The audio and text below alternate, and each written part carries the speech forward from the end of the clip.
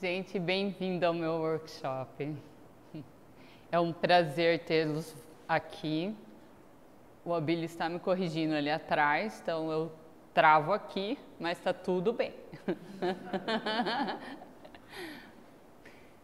Sente. Então eu vou começar contando para vocês um pouco da minha história, para vocês até entenderem por que eu cheguei aqui. Com 8 anos eu comecei a apresentar o meu quadro de depressão e eu comecei a cortar meu joelho já com 8 anos de idade. E quando a gente pergunta assim, poxa, mas por que você fazia isso? Primeiramente a gente tem que entender que a gente não é a nossa mente, né? E se você entender que a minha mãe passou por um processo que ela foi crucificada, ela foi julgada, então assim, ela tinha aquele sentimento de frustração, de tristeza, de medo, de pavor, de como ela ia viver aquilo. Só que eu, como feto, a única coisa que eu entendi era a vibração desse sentimento de frustração e medo. Então, quando eu já nasci com essa sensação de medo, né? Eu nasci com medo da vida, eu nasci me sentindo já rejeitada, né? Não é assim que ela tem culpa, é porque tudo que a gente pensa, a gente vibra, a gente emana e é sem querer. Mas como é que você explica para o feto que o que está passando vai passar? Não vai. Então eu cresci e era angustiante, né? Não ter meus pais juntos, era triste. Então eu não sabia onde era o meu espaço, onde era o meu caminho. Eu não sabia que família eu pertencia e isso foi gerando algumas confusões. E quando a gente entra na mente, na confusão, a gente quer fugir. Então, aonde eu encontrei reforço e apoio foi na depressão e foi quando eu comecei a me cortar. E quando você foca num problema, qualquer pessoa pode te falar várias coisas diferentes, qualquer coisa. Você está tão focada na sua dor, no seu momento, na sua mente, e que ninguém vai conseguir falar para você que isso é diferente ou não. Então eu foquei que meus pais eram separados, que eu não tinha motivo para estar viva, então eu comecei a minha jornada. Com 8 anos a 26, gente, a história é bem longa. Então, assim, algum dos espaços entre isso, o que eu posso dizer para vocês é, quando a gente foca muito numa coisa, a gente produz tudo que é ruim. Então, eu só fui produzindo desgraça na minha vida. Eu acreditava que a minha vida era uma desgraça, então eu produzi desgraça na minha vida. Em excesso. Sem parar. Então, com 15 anos, eu tive a minha primeira overdose. Eu estava tendo problema na escola, eu estava tendo problemas em casa com a minha mãe, eu tinha problemas com os meus avós e eu não entendia o que eu estava fazendo no mundo. Então, meu avô tomava calmante, eu roubei todos os calmantes dele e tive minha primeira overdose. Foram 5 dias no hospital. Assim como eu não sabia o que fazer, lógico, a minha família também não tinha nenhuma noção de como resolver isso. Então, desde pequena, eu vinha sendo acompanhada com um psicólogo, com um psiquiatra, com psicopedagogas da escola. Todo mundo tinha que estar o tempo todo atrás de mim, porque o meu foco era a dor e era o pânico. Então, além de eu sentir isso, era o que mais eu queria que os outros sentissem.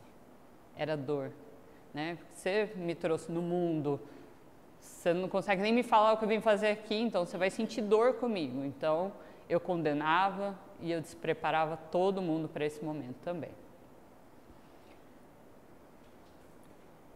Com 18 anos, já não dava mais para viver em casa. Com 18 anos já não dava mais para viver em casa. Então, eu escolhi sair de casa. E eu namorava já com o pai do meu filho, meu primeiro marido, e ele era 10 anos mais velho do que eu. E naquele momento, com 18 anos, totalmente perdida na vida, era a minha melhor opção, era alguém que realmente poderia cuidar de mim, ia poder me trazer amparo, né? Era isso que eu precisava. A gente passou 5 anos juntos, até que eu engravidei. Quando eu nasci, eu acreditava que eu não queria ser igual a minha mãe. Eu falava que eu ia fazer tudo, menos ser igual a ela. Eu a condenava muito. Então, eu escolhi ter meu filho porque eu me cortava, eu acho que umas 3 vezes no mês. Se eu perdia o emprego, eu me cortava. Se eu levava xingo no emprego, eu me cortava. E eu falei, pai, eu vou ter que fazer alguma coisa maior do que eu, porque eu não estou aguentando mais essa vida que eu estou levando. E lógico, meu pai disse não, né, gente? Que não tinha um cabimento eu ter um filho desse jeito que eu estava escolhendo. Mas depois de 3 meses eu liguei para ele e falei que eu estava grávida do meu primeiro filho, o Thiaguinho. Botão do pânico, eu acionei. Eu estava grávida, tinha 22 anos, 21, com filho, gente, sem saber o que eu fazia. Daí caiu a minha ficha, eu falei, meu Deus, meu Senhor e meu Deus, o que eu faço agora? Então, eu liguei o meu botãozinho vermelho do pânico e fui fazendo, gerando uma confusão gigante, até que eu fiquei sozinha com meu filho. Então, eu já estava refazendo a vida da minha mãe, sem nem perceber. Como eu não percebia, eu ainda julgava muito. Então, porque a minha verdade era a melhor. A minha verdade era aquilo que existia. Então, eu falava que eu tinha tido filho, eu tinha separado, mas eu ia ser uma boa mãe, porque eu ia ser não sei o quê. E a gente não tem um manual de instrução. Então, eu fui repetindo o mesmo padrão de vida. Daí passaram-se 2 anos, eu tive um namorado. E lógico, gente, que deu errado, porque eu tinha meu filho, estava perdida e ele acabou morrendo, né, de aneurisma. Ele acordou um dia com muita dor de cabeça, segurando a minha mão e falou assim, não me deixe que eu vou morrer, não me deixe que eu vou morrer. Então, começou a sair sangue da boca dele quando ele tossia, no ouvido, no nariz. Mais um pânico. E aí eu já estava com 25. E com 26, eu falei assim, agora eu não quero mais nada da minha vida, né, gente? Eu já não tenho meus pais. Sou péssima em relacionamento. Então, eu perdi o sentido de novo da vida que eu tinha recuperado um pouco quando meu filho nasceu. E pela entrega ter sido, a chave da minha vida ter sido a uma outra pessoa, eu perdi ela. Eu não tinha construído ela numa pedra, né? Eu dei a chave da minha vida para um bebê, gente, totalmente pequeno, totalmente desamparado, totalmente despreparado. E daí, com a morte do meu namorado, eu falei assim, gente, agora eu entrego. Eu saía, mas eu voltava para casa muito cedo, porque meu pai sempre pegou no meu pé.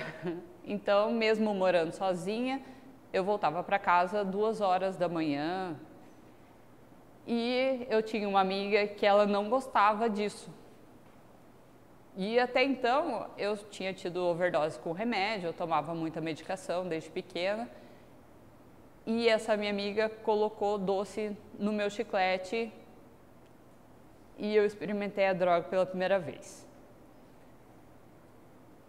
Com a vida do jeito que estava, do jeito que eu estava levando minha vida, foi uma sensação de libertação, porque eu não estava preparada nem para eu me identificar, eu não estava preparada para resolver meus problemas, eu não estava preparada para ter responsabilidade sobre as coisas que eu estava fazendo.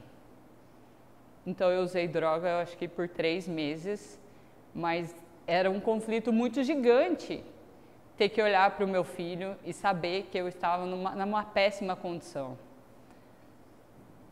Então eu fui internada, eu tive uma outra overdose por conta que estava uma bagunça e tudo que a gente faz, a gente repete, é um vício. Eu já tinha entrado no vício de tentar me matar, né? Eu já tinha entrado nesse vício, eu não conseguia resolver os meus problemas, enfrentar os meus problemas. Eu sabia correr dos meus problemas. Então, eu tentava o suicídio, que era a forma mais fácil para mim naquele momento. Então, eu tentei suicídio, a avó do Tiaguinho que me socorreu, me levou para o hospital. Eu fiquei internada mais ou menos 3 meses, uns 3 meses bons. E dali então, eu comecei a olhar a vida de uma outra forma.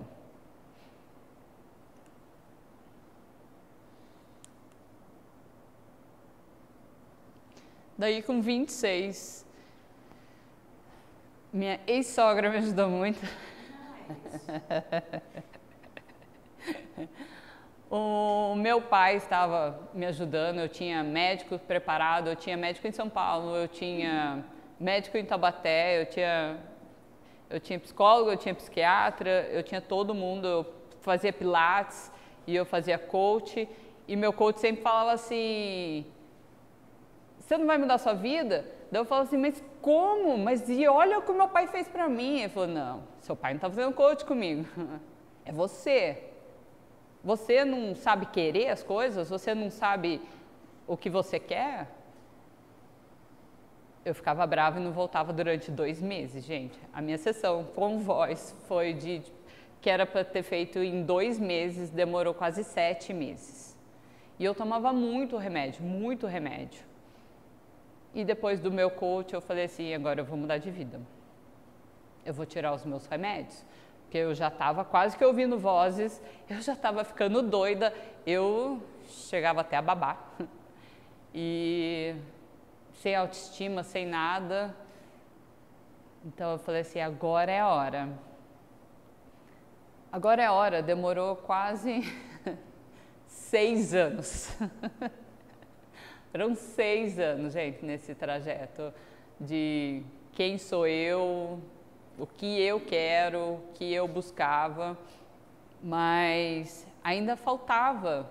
Então eu estudava, gente, eu tenho curso de empilhadeira, eu tenho curso de solda, eu tenho curso... Eu fiz 2 anos de português de faculdade de letras, eu fiz 3 anos de psicologia, e eu sabia tanto, mas eu ainda não sabia quem eu era. E daí eu fui voltando para casa, eu fui me organizando. Com 33 eu voltei para o IDESA. Eu voltei para a minha família, eu voltei a ter convívio mais com as minhas irmãs, com os meus avós. E foi interessante, porque eu tinha que sair daquela caixa, né, gente?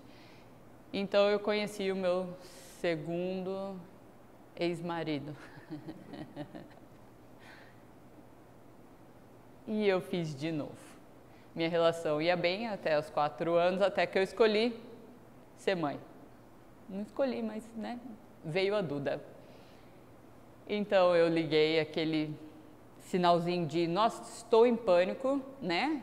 Aquela sensação da geração da minha mãe, quando eu engravidava, ligava automaticamente aqui e eu falava assim, gente, eu estou no estado de pânico agora.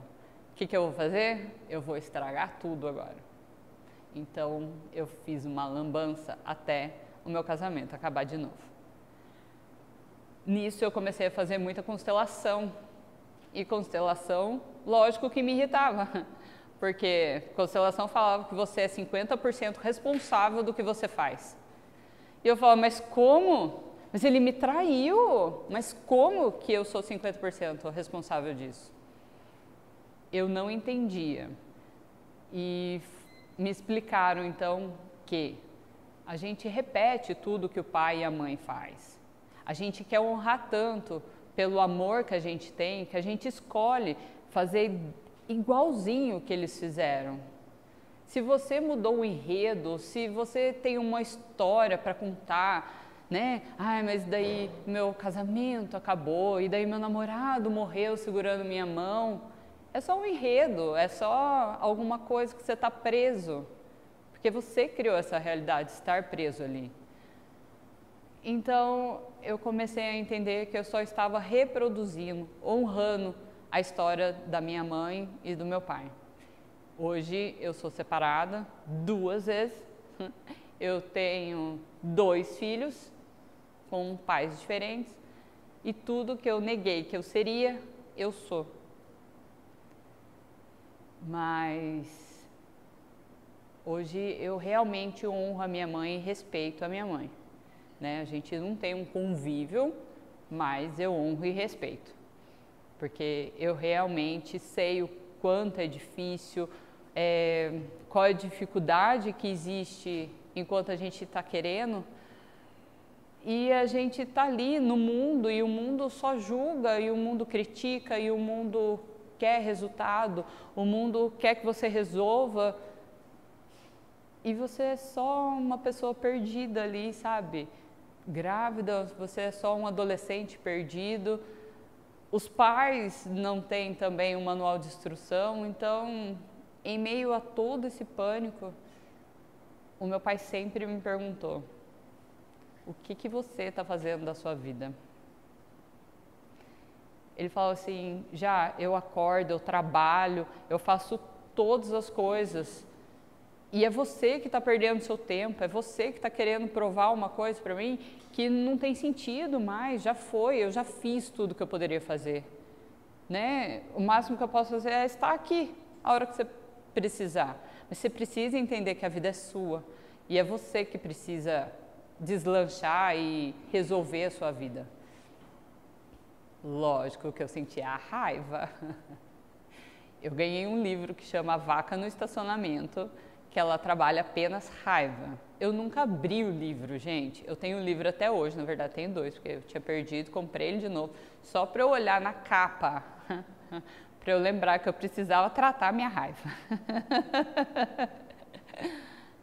Eu precisava. Então, eu comecei a me organizar melhor e 2 filhos agora, eu precisava voltar para casa, eu precisava condicionar a minha forma de pensar, porque não dava para errar de novo com a Maria Eduarda, ser tão irresponsável, né? Porque o Thiaguinho, ele é super pomposo, ele conversa, mas ele teve uma vida que traumatizou ele, né? Ele já teve os traumas dele, ele muito novo teve que lidar com a mãe tomando muito remédio. Às vezes eu dormia 3 dias seguidos de tanto remédio que eu tomava. Eu não queria ver a vida, eu não queria ver o que eu tinha transformado a minha vida. Então eu tomava remédio, dormia.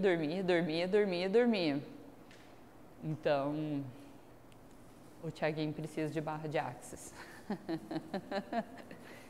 Santo de casa não faz milagre.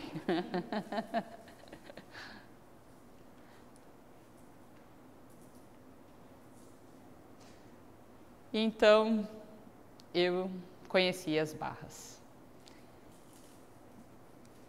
Eu passei por esse processo de me organizar, foram 3 anos fazendo constelação, 3 anos para eu assimilar que eu tinha que ter responsabilidade sobre as minhas coisas. E era muito difícil, gente. É muito difícil a gente ser responsável pelo que a gente causa. É muito difícil a gente ser responsável. Quando você olha para trás e vê a baderna que você deixou, você faz assim com o olhinho assim, meio canto assim, meu Deus! Eu sou responsável por isso. Eu criei isso. Eu criei essa realidade. É cansativo.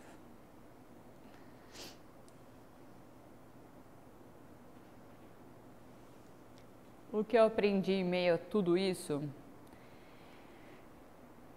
é que todo mundo tem 50% de...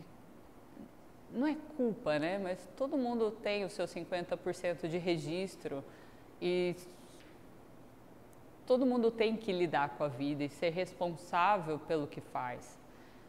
Todo mundo precisa parar um pouco de julgar o outro. Se você estiver julgando muito o outro, você precisa muito parar e falar assim, o que eu estou fazendo de errado em mim? O que eu preciso me organizar? Como eu preciso resolver os meus problemas?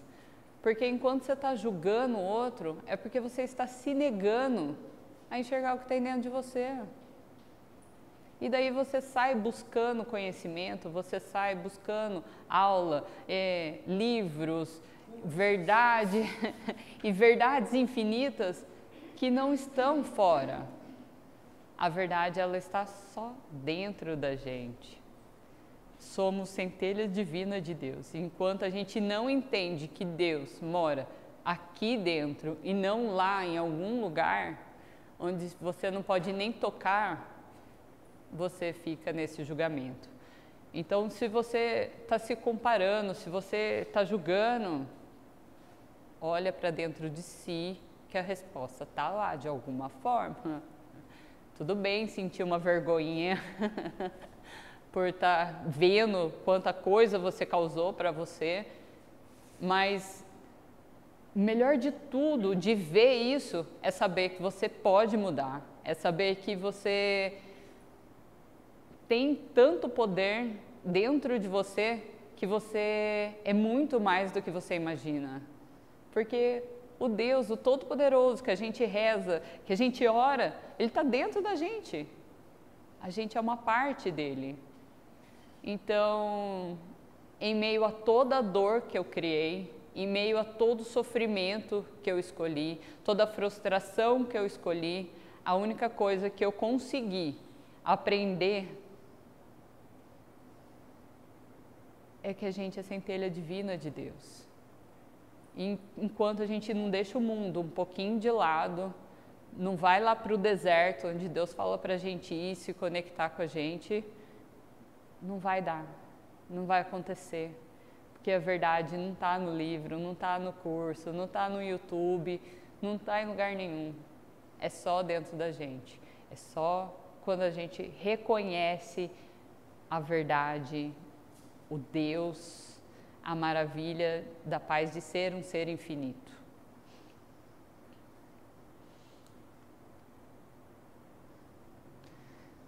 Então, gente, eu fui aprender o que são as barras, né? Que as barras são 32 pontos, que elas são tocadas sutilmente e estimuladas na sua cabeça. Vem, Didi, senta aqui para nós. Por favor.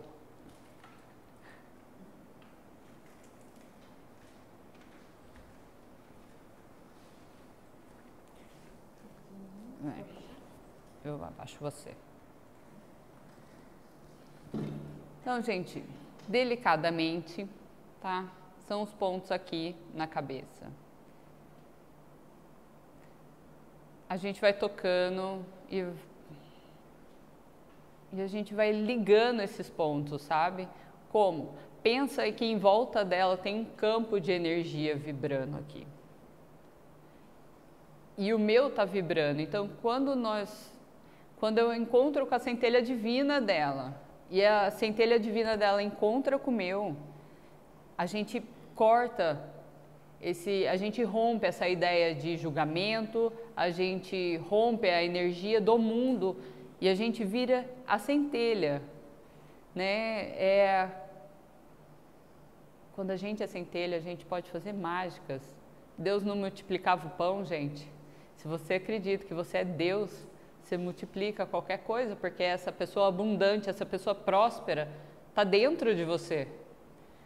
Então, a gente tem alguns pontos, que é dinheiro, que tem consciência, barra ponte. São todos necessários para mudar a sua história.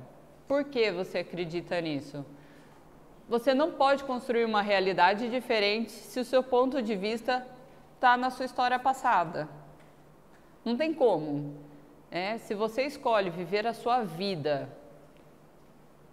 pela sua história passada, você está vivendo no passado. Então, as barras, a pessoa deita, faz um carinho. E você pensa que você está emanando aquele amor incondicional que só Deus tem. Não é o seu amor, não é o meu amor, não sou eu, Jamile, humana, né, cheia de defeitos e coisas, que está aqui tocando esse ser maravilhoso, sabe? É Deus que está aqui, é o amor que está aqui. E daí, quando as centelhas se encontram, elas conseguem falar assim: ei, peraí, vamos mudar essa vibração. Vamos interagir com o que é bom, com o que é positivo. Então, se você dormir, eu consigo até trabalhar mais. Porque se você estiver acordadinha, na mente, falando assim: nossa senhora, eu não paguei aquela conta. Nossa senhora, o que eu vou fazer? Nossa, eu estou no negativo no banco. A minha centelha não consegue chegar assim, com tanta força na sua. Porque o mundo está ali atrapalhando o tempo todo. E o quanto isso é difícil para as pessoas, né? O se desligar. Aquele minutinho que você fala assim: é para mim? Não, eu vou ficar aqui acordada. Ai, o que essa mulher vai fazer comigo? Então, quando você se desconecta com o mundo, você encontra o seu mundo, que é o seu ser, que é a sua verdade. E é essa verdade que a gente trabalha.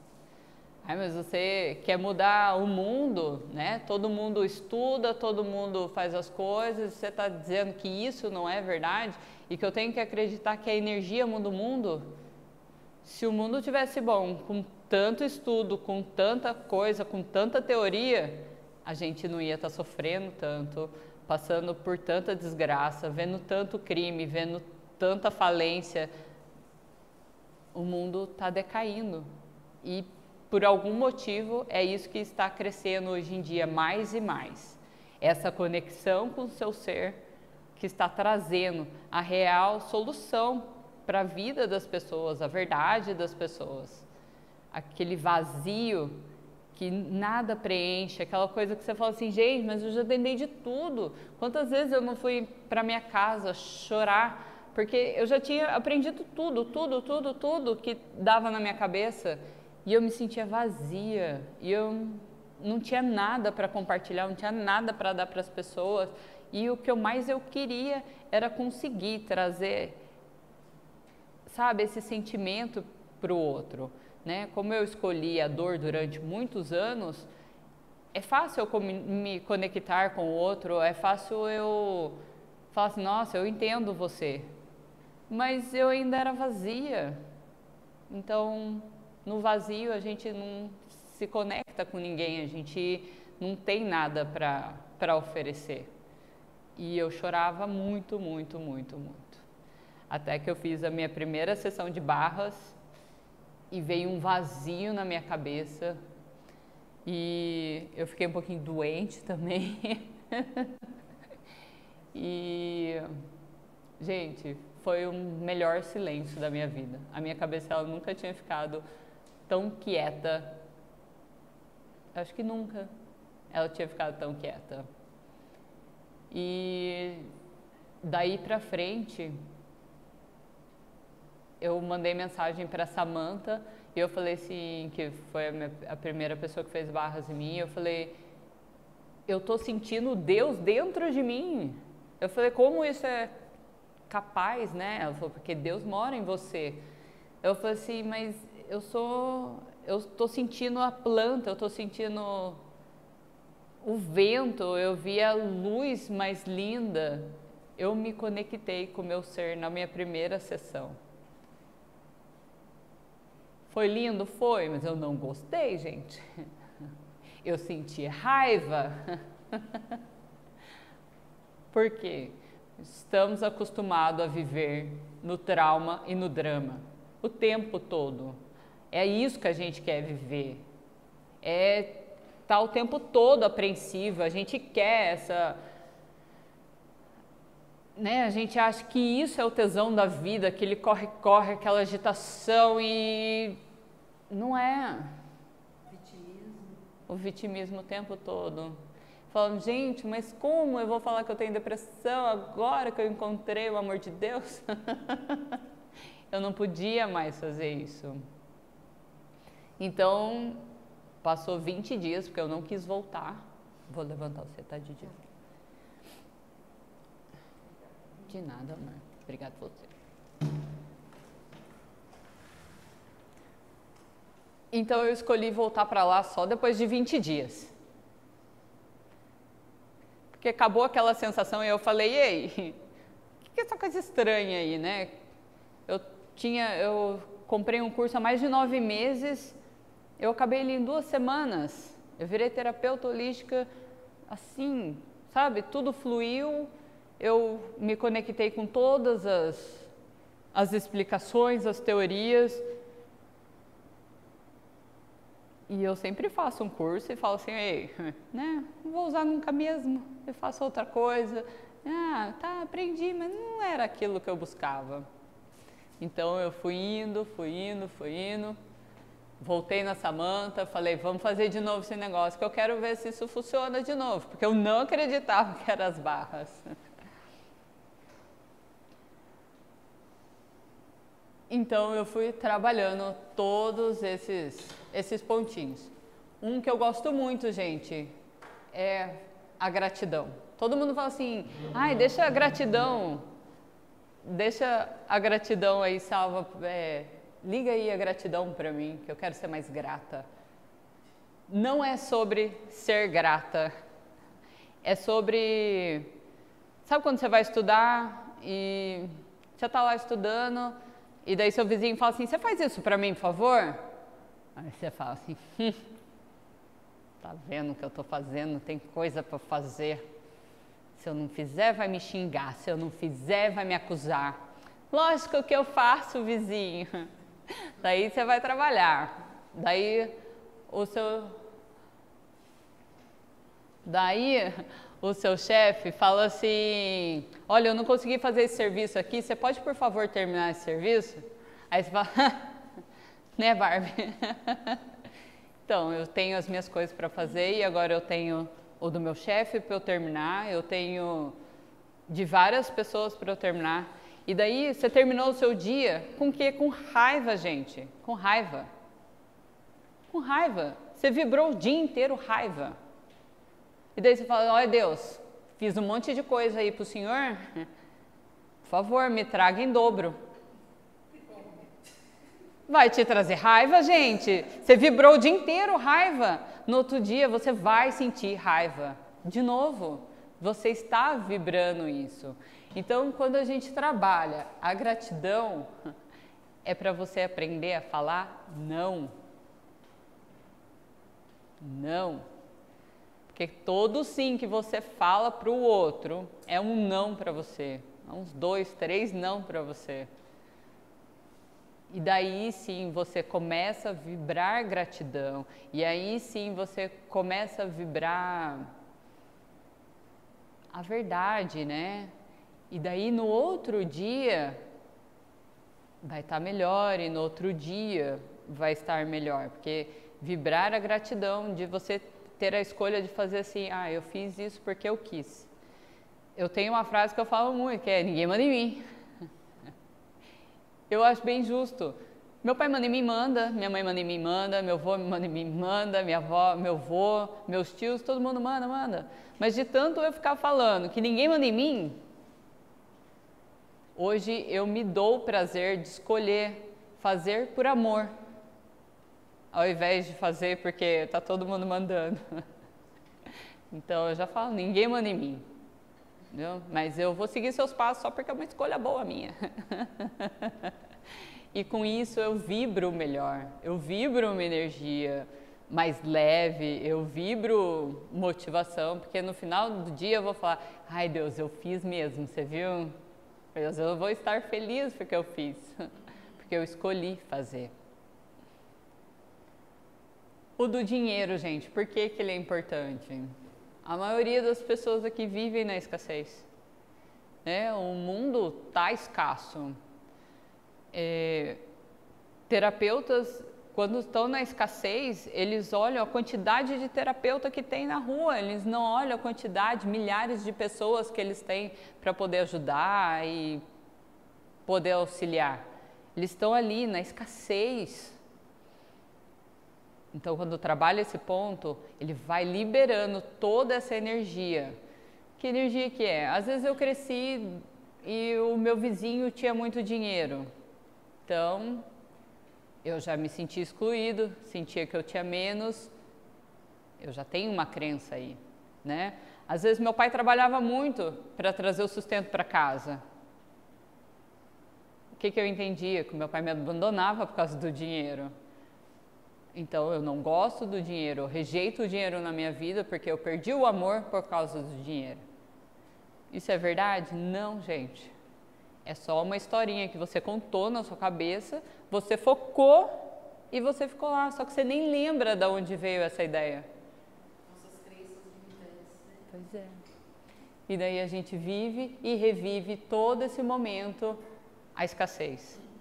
Né? No mundo que todo mundo fala, somos todos contra o mundo, não sei o que, não sei lá, unidos somos mais fortes.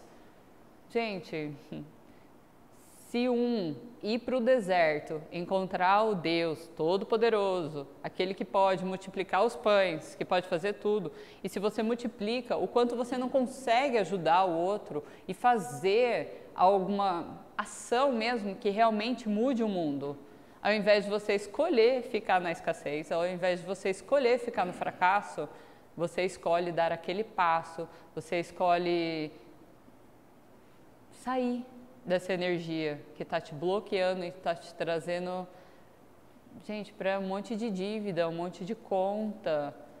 E as pessoas falam assim, eu vou resolver o meu problema de escassez e depois eu mando mensagem para você. A gente não pode mudar uma realidade se a gente vive essa realidade. A gente não pode... eu vou me organizar primeiro nas minhas finanças e depois eu vou aí. Se você já chegou no ponto de ter escassez, é um apego, gente. É como você tem um amiguinho aqui do seu lado que você fala assim, bem, é isso mesmo, né?